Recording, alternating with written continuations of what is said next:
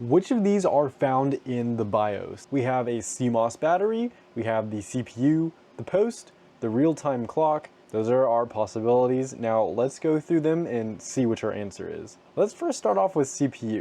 Do you know what a CPU is? It's the central processing unit. It's like a chip and it goes on your motherboard. Sometimes if you have like a laptop, it's soldered to the motherboard.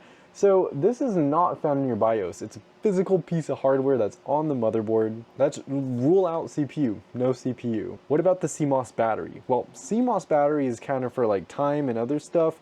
That's also on your motherboard. So a small little like CR2303 or 303, small little one of those watch batteries. That's also found on your motherboard. So that's also not going to be in the BIOS because it's a physical piece of hardware. So we're left with the post and real-time clock.